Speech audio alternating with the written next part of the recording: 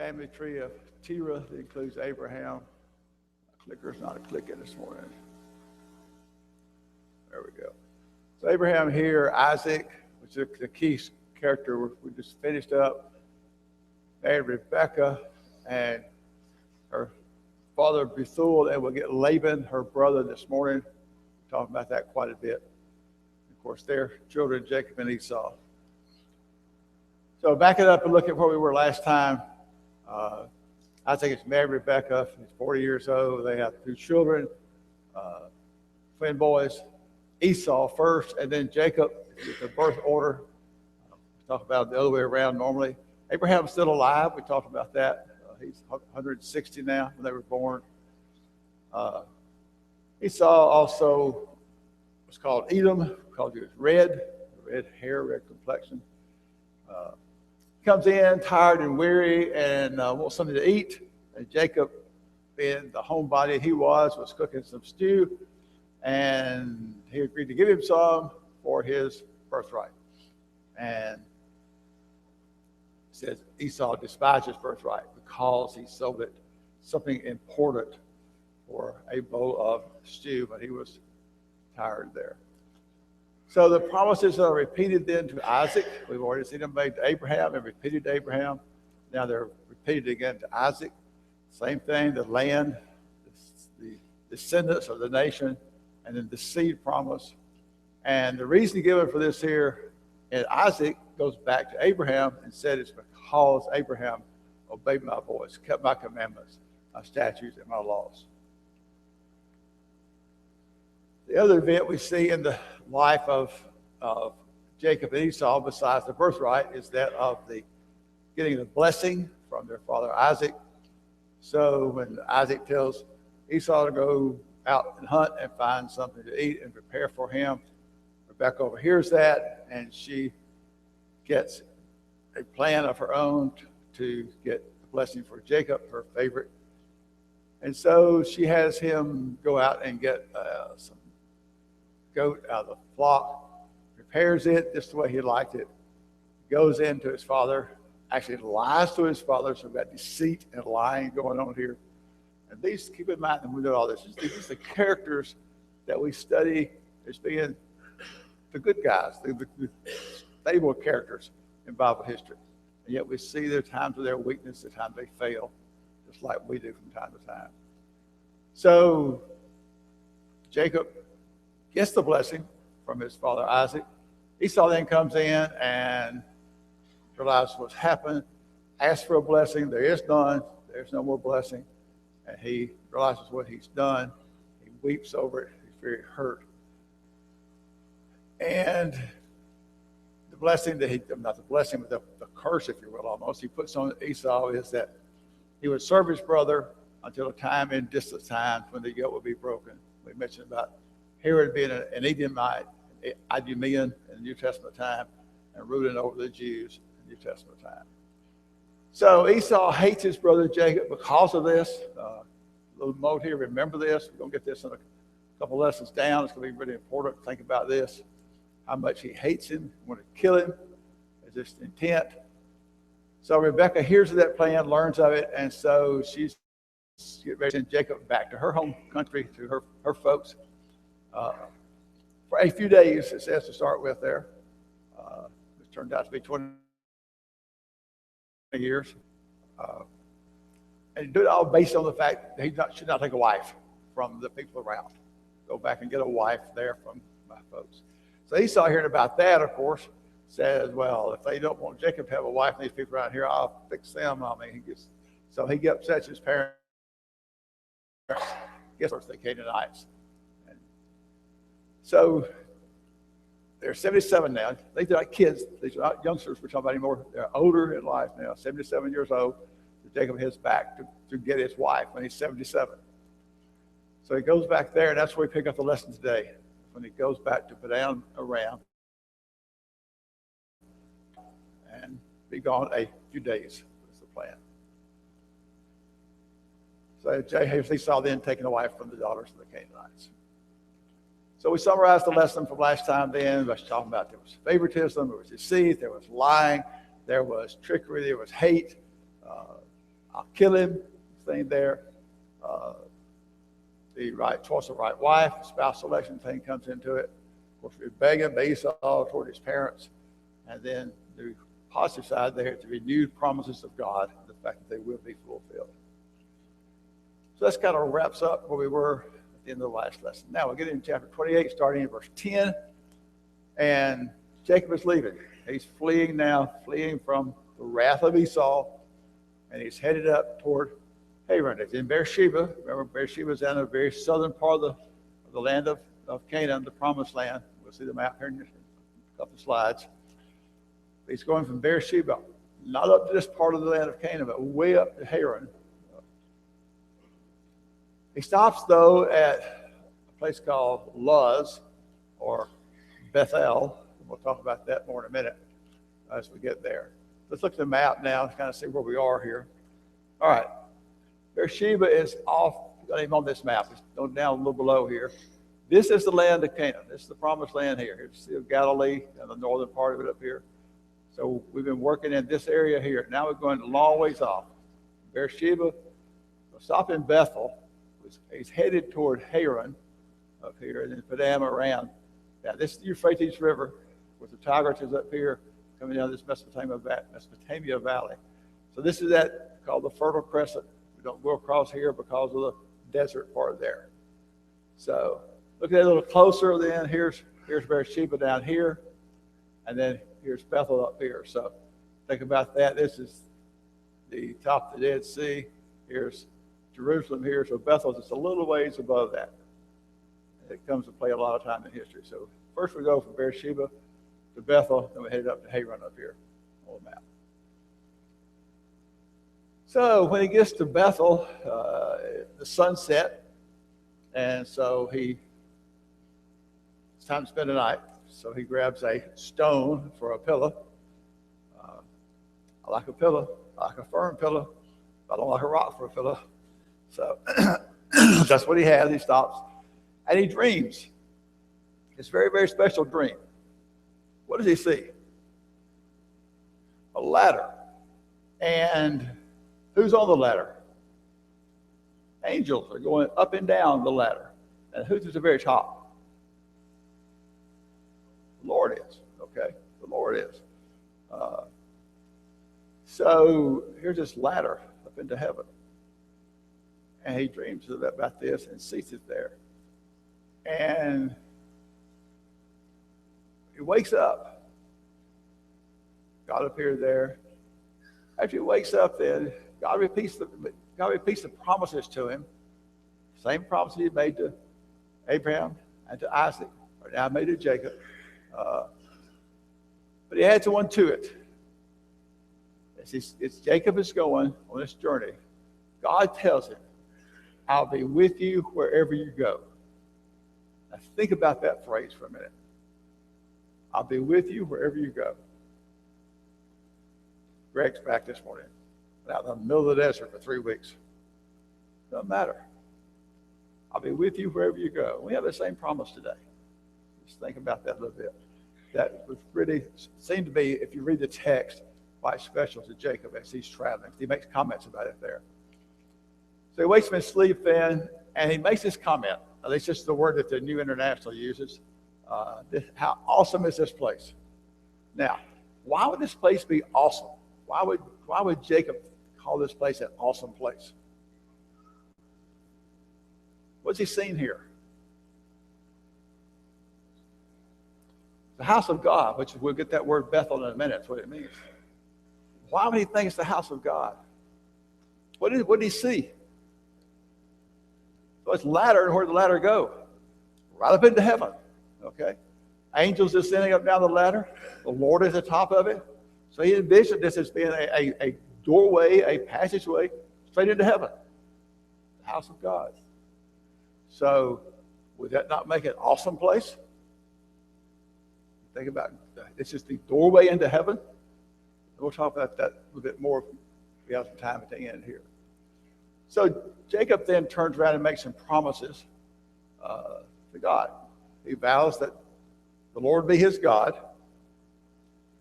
God's then told him, I'm going to bless you, of the promises he gave to him, the land, the nation, and the seed, and he promised to be with him wherever he goes. And now Jacob is taking his side of that then. He vows that the Lord would be his God and that he would give him back a tenth of all the Lord blessed him with. That's the two things that he mentioned specifically there. So he leaves to go on to what's called the east as he goes back up to Haran and Padan Aram. But before we leave that, let's make what we're commenting about this place.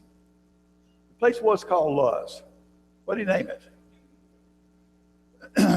Bethel. Excuse me. I was reading, I think this morning, last night sometime, about the name of the place and what it means, the house of God.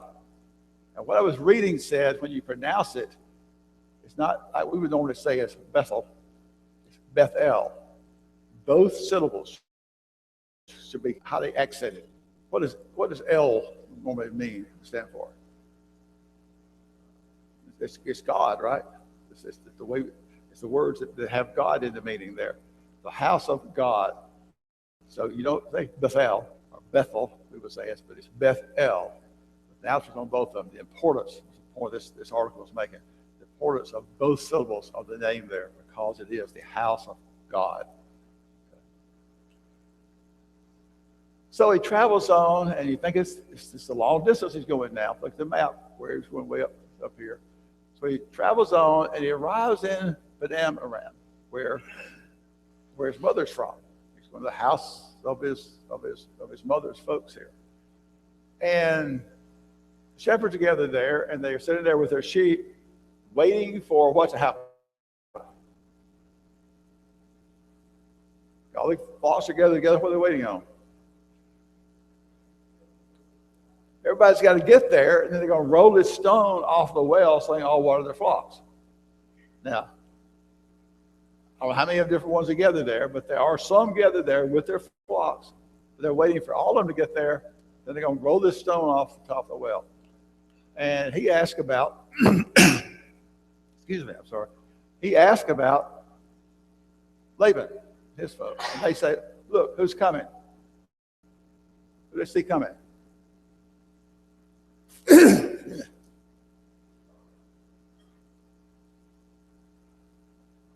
That's mess it up. There it is. It's a jerk something. His daughter was coming. Rachel was coming to water her sheep. So what did Jacob go do?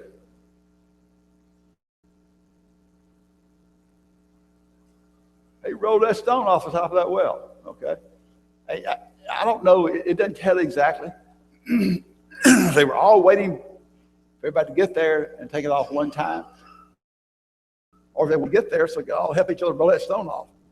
But whichever it was, Jacob went and rolled it off, because here came Rachel. Here come Rachel.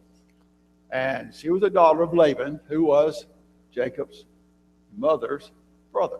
So this would be his, first cousin, I guess, or something. Come in here. So he explains who he is, where he's come from, gives her some gifts, and she goes off to tell Laban. Laban comes out, running out to meet Jacob, meets him, greets him, kisses him, and welcomes him there. And Jacob stays there a month, visiting, if you will. Apparently he's working while he's there with the family there because of the comments that are made in the text. So since you're staying here and you're working for me, we'll think about what we're going to pay you. So they start to discuss wages. Now, what does Jacob want? He wants that woman. He wants Rachel. Why? Got 2 daughters. What's said about Leah? She wasn't pretty, okay? She wasn't as pretty as Rachel, we'll put it like that. One text says her eyes were delicate.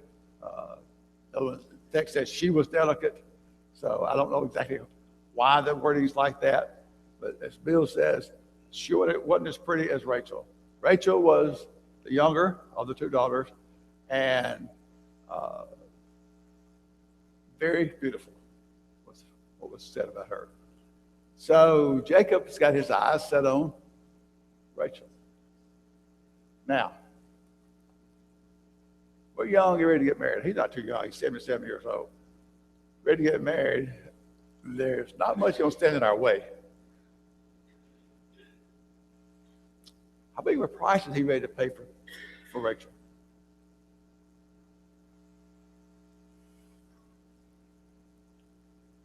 Seven years of hard labor. Okay.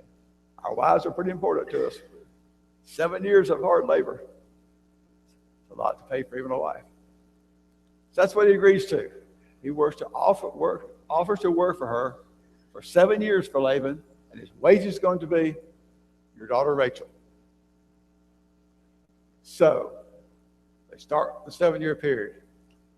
And before you know it, 7 years is up.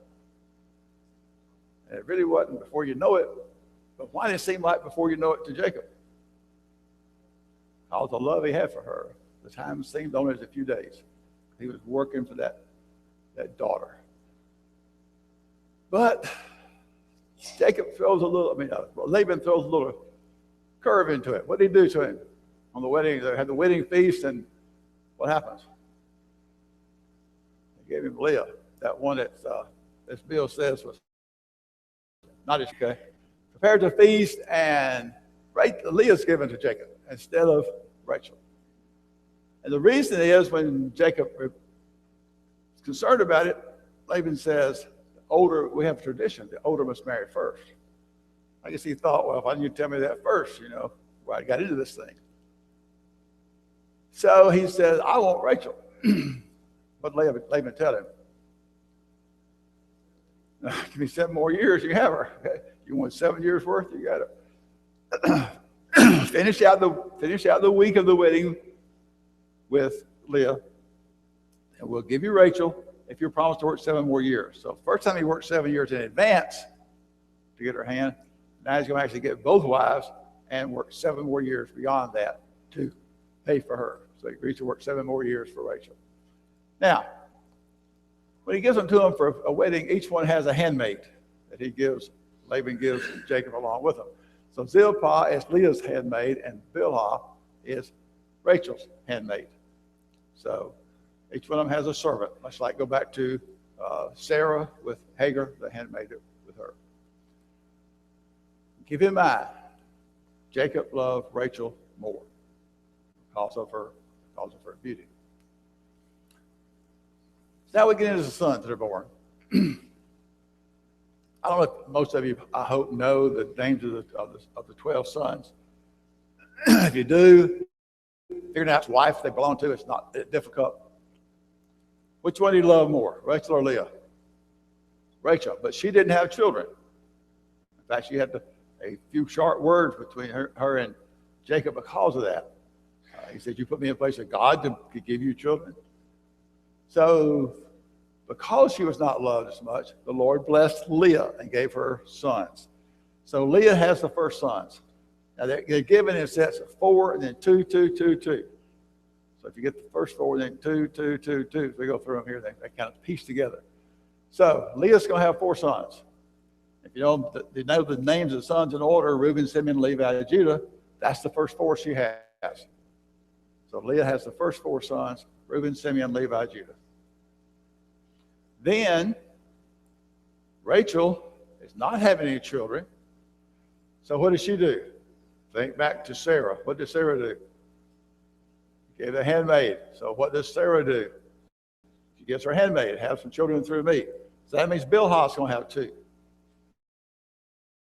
So it's Leah, and then it's Rachel's handmaid that has 2 because she couldn't have any. So Bilhah has the next 2. Reuben, Simeon, Levi, Judah, Dan, Naphtali. You go through them. And then Leah sees what she's done by giving her handmaid. So what does Leah do?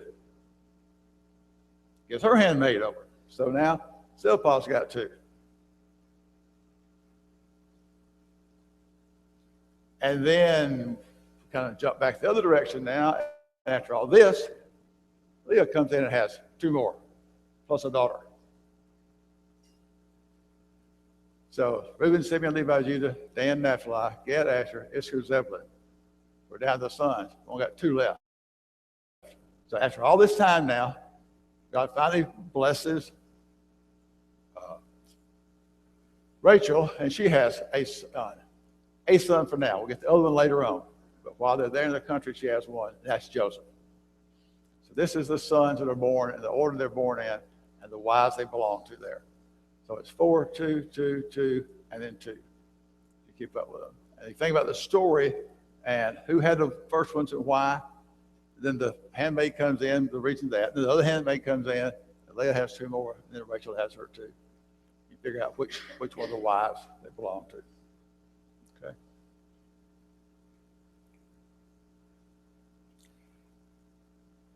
All right, let's back up, make one more point off this. Thinking about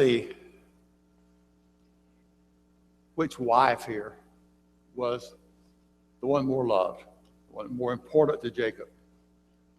Of course, Joseph is going to be very, very important in the story to go forward. But think about forward to when Jacob is making his blessings in Genesis 49. And what's important about verse 10? Genesis 49:10. Think about that. Who's he talking to? What's the point made there?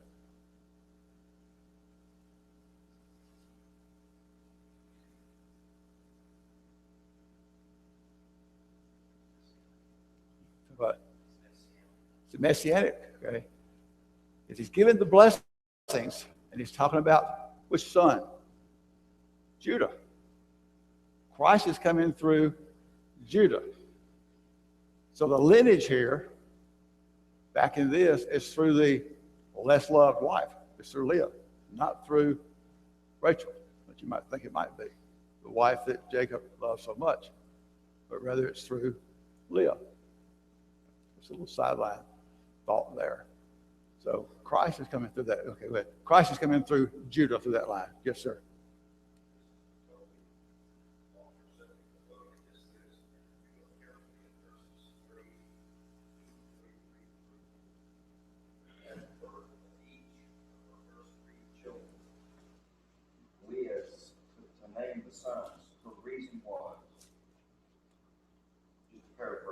Now my husband will love me. It wasn't that she was loved less. She wasn't loved at all. She was hated. And the point is, a woman has a strong desire to be loved by her husband. I don't speak from experience, but my wife has told me that. That's just innate in me. And are we surprised that we are taught by Paul as husbands, love your wife?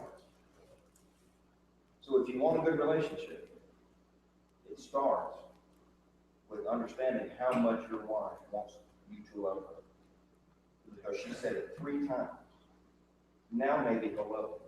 Now maybe he'll love me. Now maybe he'll love me. It's very powerful. That's what she was thinking. And I don't think Jacob was cluing in. He just wasn't. And sons are so important at this time. Having a son for the father meant something. And each time, like you say, each time I have a son, now he'll love me. Well, now I have 2. Well, now I have 3.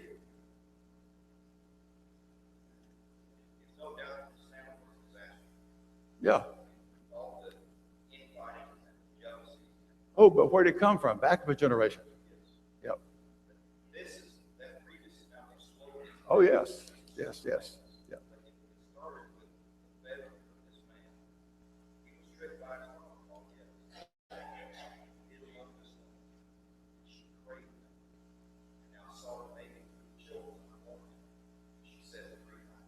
And it's like, I didn't want her to start with. You made me take her because you're custom here. She's there, but I don't care. Rachel's the one I want. That's one reason I'm making the point about the lineage coming through Leah. Okay, the less, or not loved, the less loved, if you will, is the one that Christ comes through. It's through Leah, not through that. By the way, get the bulletin to read it today. Jeff's had several articles recently about stuff we've studied in Genesis. We have another one there today. That's good. And this love thing goes back all the way to, let me go far back as you want to, but think about, I made the point several times when Isaac first saw Rebekah, the one little verse says that he took her in her mother's tent. Didn't know her, but he loved her.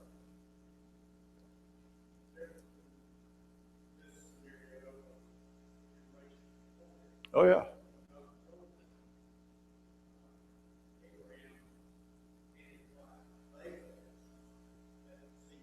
Yep. Right. Didn't know which it was at the time, right? Later on, when the same Jacob, now name turned to Israel, is making the blessings, is when it first comes out, that Judah will be the one through which. And there's a reason for it. Reuben, Simeon, and Levi all have problems. We'll get those later on.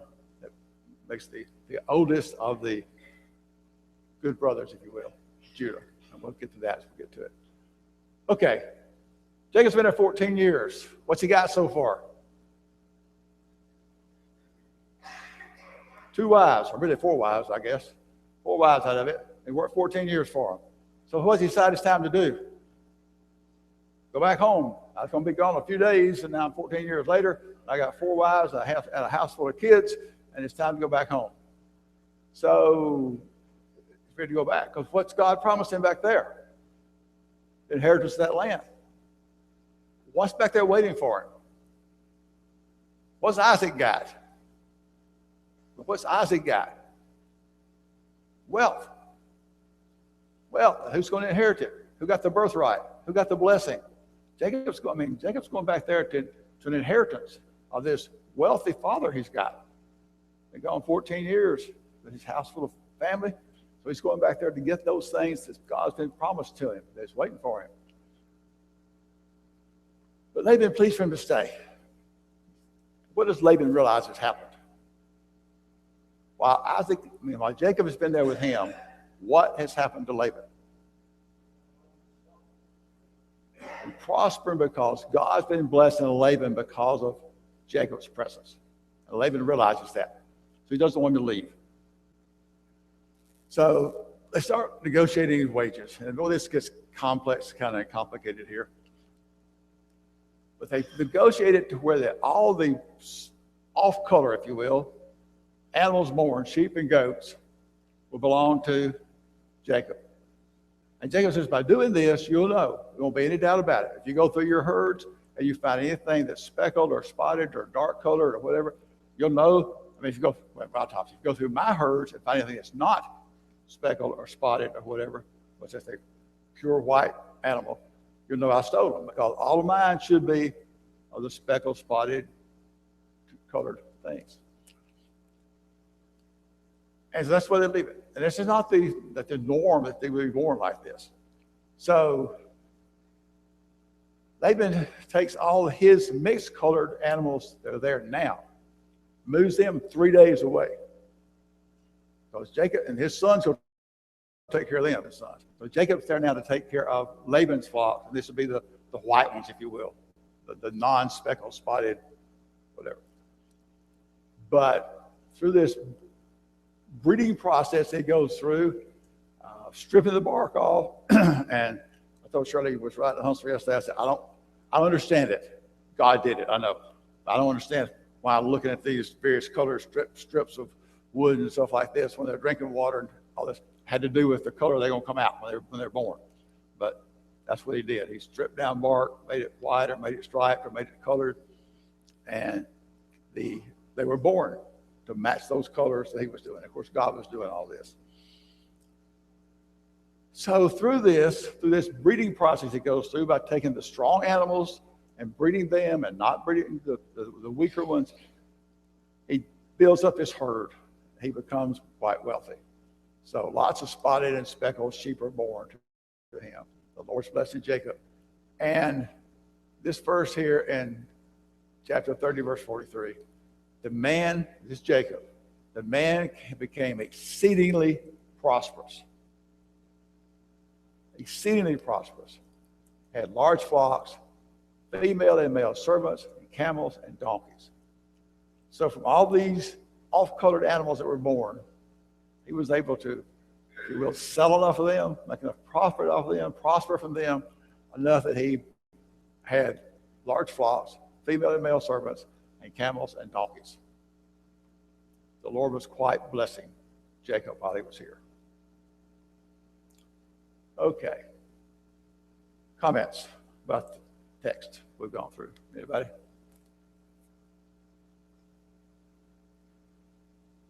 I have just a couple of slides here, some thoughts, and I'll open it up for anything that you want to talk about. Think about God Almighty here. God keeps his promises. He's made promises to Abraham, to Isaac, to Jacob. Think about the things he's done already. Go all the way back to the flood and destruction there.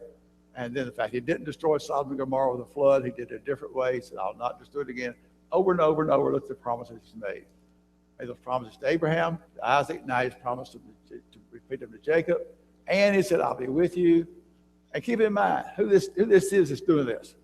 This is the same Jacob that in order to get this blessing from his father, did it through deceit and lying. That's the kind of the hard part for me to comprehend sometimes. Is he gained all this through this activity with his mother having him deceive his father and flat out lying to his father to get the blessing, and yet now God is blessing him. How else would he have accumulated the wealth that is talked about in chapter 30, verse 43 there? How else could he have gotten all that wealth had it not been that God was blessing him? The same as he had blessed Abraham and made him rich, he had blessed Isaac and he had become rich. Same thing now, he's blessing Jacob as he does his. Okay. I don't know if I've talked about this in here yet or not this quarter. I thought I had earlier. If I did, you get a repeat. I did. Okay, sorry. Here we go again. Jacob referred to this place at Bethel as an awesome place. Why was it awesome to him? It was the very door to heaven. God himself was there at the top of that ladder. Angels descending and ascending through there. So at least in the one verse he called it an awesome place. Others have different words there in place of that. The word awesome means something that has an overwhelming reverence or admiration or fear. It induces awe because of who it is or what it is we're looking at.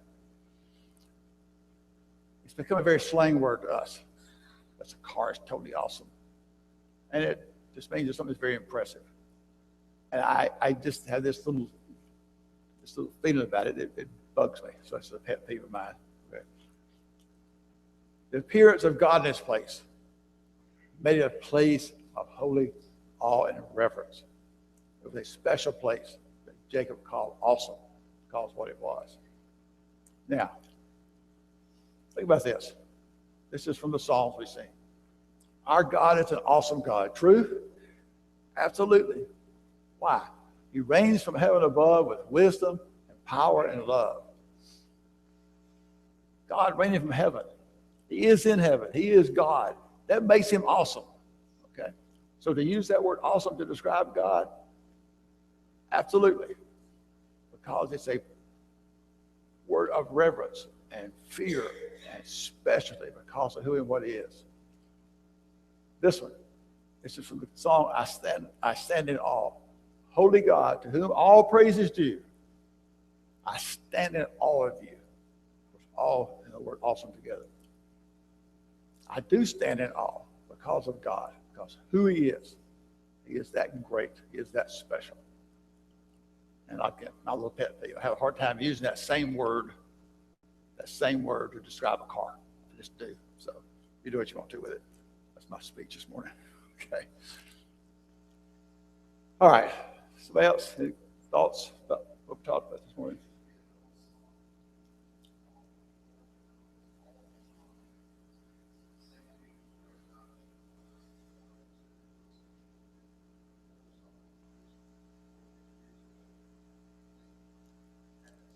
And the whole thing of it again is awful throne. Yeah. Different, right, respectful way. Yeah. Awful, but God is always awful throne. Somebody else? Yes, sir. Yeah. Use the word awesome like that. Yeah. Yeah. Maybe we could help them out. And you may not feel that way. I'm not trying to push it on anybody. That's just my fear about the word awesome. Oh, we got a couple of minutes. Let's do this right quick. Flip back in Genesis chapter 1 right quick. And let's go through here. Freddie did this when I was gone that time. I didn't lift in the slides there. What's in chapter 1 of Genesis? One or two words right quick. Let's go. Got a lot to do. Creation, okay? Chapter 2. 2. Adam and Eve in the Garden of Eden. Think back now. Go through it all the way. What's chapter 3? The first sin, okay? What's 4? Cain and Abel. What's 5? Oops, told you. Generations. Adam up to toward Noah. What's in chapter 6?